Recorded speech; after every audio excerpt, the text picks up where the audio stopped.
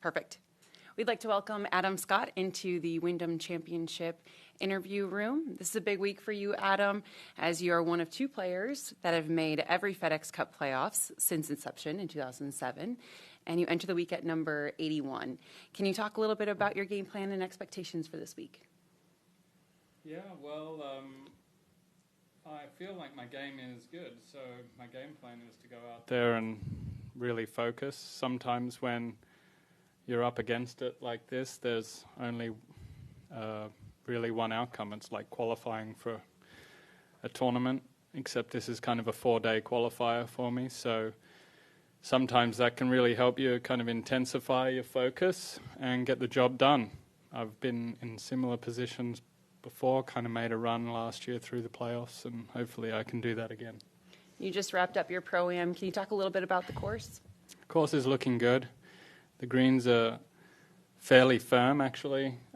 Seems like they're going to be the challenging part this week. I really like this golf course. You have to play good, hit good golf shots to get good results, and with the greens firm, even more so. And they're sneaky fast. It's a classic old-style golf course that just requires good, solid golf. We'll go right here.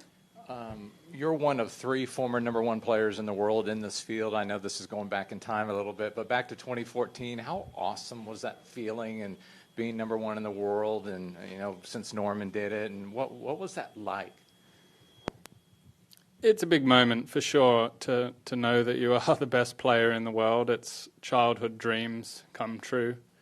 They were my dreams as a kid, watching Norman be number 1 and wanting to aspire to that myself, and then the reality of turning pro a couple years after Tiger Woods, and really felt like for a decade that dream was gone and not even possible.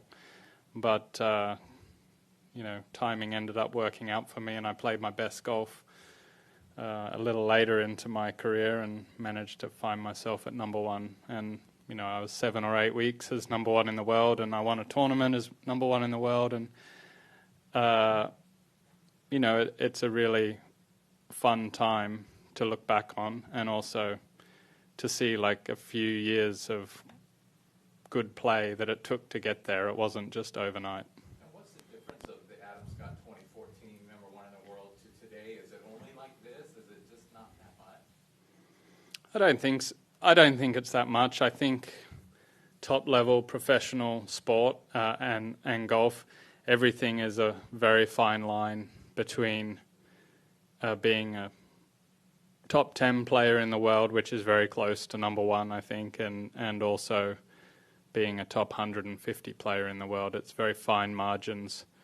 One better round of golf this year, and I'd find myself well inside the FedEx Cup line at the moment, at the right time. That's how small a margin it is over a season, just one round that is a few shots better. So I think overall, though, the difference between me then and now is I'm better in some areas and a little less consistent in other areas, and that's maybe with just life coming into play as well. Right back here to Helen. When you're faced with a challenge like this, does it help to come to a golf course where you've had some, positive success? I feel like I've had a good result here in the past, but it's also a course I really like the look of, so that's a nice feeling when you stand up on most of the tees and you can really see the shot you want to hit down the fairway. It makes it a little easier and comforting to know that you can feel the shot that you want to hit and do it. So, I'm really confident that I can have a good week this week, and hopefully it's good enough to keep me playing a little longer. Here, Ron.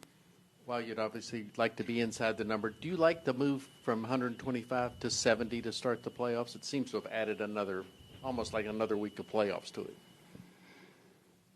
I think it's hard to like it when you're on the outside, honestly. I generally do. I mean, that's my easy answer. Looking at the whole FedEx Cup as a whole is a long, drawn-out thing. We could take the conversations in lots of directions, but I think it certainly intensifies the competition throughout the year, and that's probably a good thing.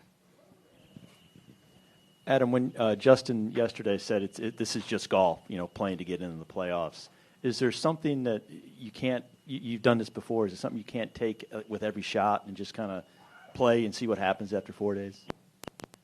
A little bit. I mean, I'm really thinking about winning the tournament, not just trying to squeak in next week. I probably have to have a pretty high result to get in anyway, so I may as well think about winning. That's what I'd like to do the most this week.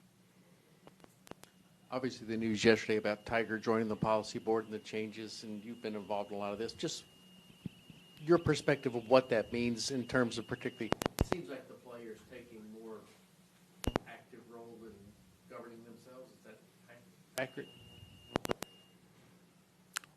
I think it's fairly accurate. I think it's just to get that balance right.